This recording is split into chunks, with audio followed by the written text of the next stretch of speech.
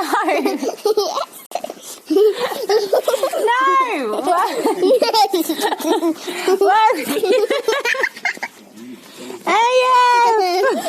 I am imperfect. And so are you. I wear makeup to cover up adult acne. I mean, for fuck's sake, adult acne. Why? And also as a shield against the world. I've used it as a shield for a long time due to my OCD. I've also noticed that I'm getting like proper deep wrinkles. I've always had wrinkles. My mum's always been like, "Oh, for God's sake, wear glasses, Miri. You'll squint, your face is going to stay like that forever." And she was true. She was correct. Yeah. So I squinted my whole life and ended up with wrinkles everywhere. That is a part of who I am now. I have to accept as I get older, I'm not going to be exactly how I was when I was younger. And the world is unforgiving, especially with women. I mean, guys, you've got it made. Like, guys are like a fine wine, you know, maturing and getting older and more sophisticated with age. Us women like have to hide everything about growing old. Yeah. Anyway, this is not a video about growing old. Welcome to Worthy AF Day 3. Today is all about feeling your feelings and actually accepting the fact that you are an imperfect human being. Okay. Can you sit with that a moment? You are imperfect, as am I. And that means that you will not ever look perfect or even match up to your idea of what looking good probably means. Cool, that sun just came out nicely. Thank you. It also means that you will not be perfect. It means that you will fuck up on the daily and you will do things that make you frustrated because you've probably done them a million times before and you've felt pissed off about it, and then you go ahead and you do it again, or in true beautiful fashion you do the same fuck ups but in different ways, because that's how we learn.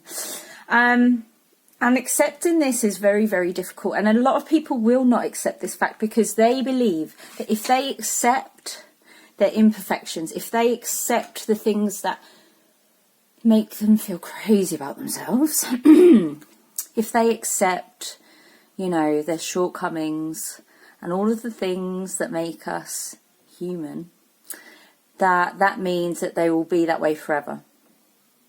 It means they'll never grow. And I am here to call bullshit on that notion, because let me tell you something. If you get a plant, okay, let me just come over here a minute. If you get a plant and you plant it in the harshest conditions, yeah, and you give it just a tiny bit of water and it's in the cold and it's got no sun, and, you know, I'll tell you what, that plant will fight. That plant will fight to survive. And that plant will try its hardest to get those roots in and to still grow. And that plant is in survival mode. Yeah? When you give a plant everything that it needs to grow, when you give it the sun and you give it the life and the water and even down to the words that you speak to a plant, they've proven this, down to the words that plant hears or the energy that plant feels, that plant will blossom and grow easily. Yeah? The more encouragement, the more nurturing a plant gets, the bigger and more beautiful the fruit. And we are no different. So many people look at us and our bodies as a machine, and we are not a machine. We are not. We are living, natural, beautiful plants of the universe. And what happens is, you see it with children.